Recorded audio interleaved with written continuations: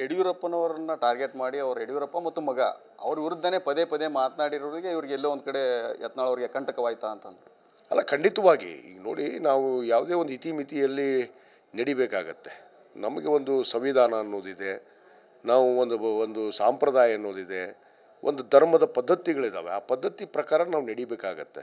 ಅದರಲ್ಲಿ ವಿಶೇಷವಾಗಿ ನಾವು ಭಾರತೀಯರು ಪ್ರಜಾಪ್ರಭುತ್ವ ರಾಷ್ಟ್ರದಲ್ಲಿ ಪ್ರಜೆಗಳಿಂದ ಪ್ರಜೆಗಳಿಗಾಗಿ ಪ್ರಜೆಗಳಿಗನ್ನುವ ಒಂದು ದೇಶದಲ್ಲಿ ಜನಿಸಿ ಯಾವ ಧರ್ಮದ ಬಗ್ಗೆಯೂ ಕೂಡ ಇವರು ಗೌರವ ಇಲ್ಲಾರದೆ ತಮ್ಮ ಸ್ವಂತ ಜನಿಸಿದ ಧರ್ಮದ ಬಗ್ಗೆಯೂ ಗೌರವ ಇಲ್ಲ.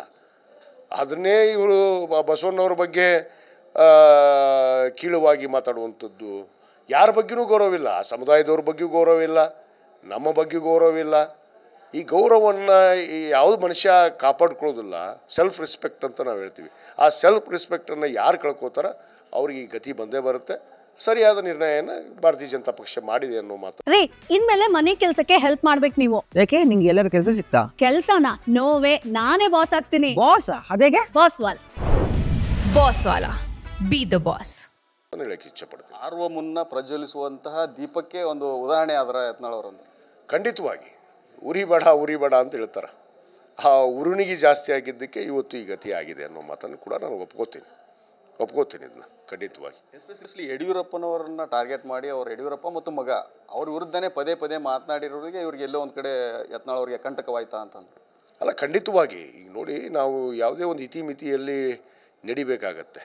ನಮಗೆ ಒಂದು ಸಂವಿಧಾನ ಅನ್ನೋದಿದೆ, ನಾವು ಒಂದು ಸಂಪ್ರದಾಯ ಅನ್ನೋದಿದೆ, ಒಂದು ಧರ್ಮದ ಪದ್ಧತಿಗಳಿದ್ದಾವೆ. ಆ ಪದ್ಧತಿ ಪ್ರಕಾರ ನಾವು ನಡಿಬೇಕಾಗತ್ತೆ. ಅದರಲ್ಲಿ ವಿಶೇಷವಾಗಿ ನಾವು ಭಾರತೀಯರು ಪ್ರಜಾಪ್ರಭುತ್ವ ರಾಷ್ಟ್ರದಲ್ಲಿ ಪ್ರಜೆಗಳಿಂದ ಪ್ರಜೆಗಳಿಗಾಗಿ ಪ್ರಜೆಗಳಿಗನ್ನುವ ಒಂದು ದೇಶದಲ್ಲಿ ಜನಿಸಿ ಯಾವ ಧರ್ಮದ ಬಗ್ಗೆಯೂ ಕೂಡ ಇವರು ಗೌರವ ಇಲ್ಲಾರದೆ ತಮ್ಮ ಸ್ವಂತ ಜನಿಸಿದ ಧರ್ಮದ ಬಗ್ಗೆಯೂ ಗೌರವ ಇಲ್ಲ.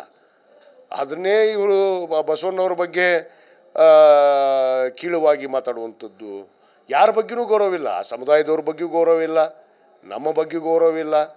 ಈ ಗೌರವವನ್ನು ಯಾವುದು ಮನುಷ್ಯ ಕಾಪಾಡ್ಕೊಳ್ಳೋದಿಲ್ಲ, ಸೆಲ್ಫ್ ರೆಸ್ಪೆಕ್ಟ್ ಅಂತ ನಾವು ಹೇಳ್ತೀವಿ. ಆ ಸೆಲ್ಫ್ ರೆಸ್ಪೆಕ್ಟನ್ನು ಯಾರು ಕಳ್ಕೋತಾರ ಅವ್ರಿಗೆ ಈ ಗತಿ ಬಂದೇ ಬರುತ್ತೆ. ಸರಿಯಾದ ನಿರ್ಣಯನ ಭಾರತೀಯ ಜನತಾ ಪಕ್ಷ ಮಾಡಿದೆ ಅನ್ನೋ ಮಾತನ್ನು ಹೇಳಕ್ಕೆ ಇಚ್ಛೆ ಪಡ್ತೀನಿ. ಆರುವ ಮುನ್ನ ಪ್ರಜ್ವಲಿಸುವಂತಹ ದೀಪಕ್ಕೆ ಒಂದು ಉದಾಹರಣೆ ಆದ್ರ ಯತ್ನಾಳ್ ಅವರನ್ನು. ಖಂಡಿತವಾಗಿ ಉರಿಬೇಡ ಅಂತ ಹೇಳ್ತಾರೆ. ಆ ಉರುಣಿಗೆ ಜಾಸ್ತಿ ಆಗಿದ್ದಕ್ಕೆ ಇವತ್ತು ಈ ಗತಿ ಆಗಿದೆ ಅನ್ನೋ ಮಾತನ್ನು ಕೂಡ ನಾನು ಒಪ್ಕೋತೀನಿ ಇದನ್ನ ಖಂಡಿತವಾಗಿ.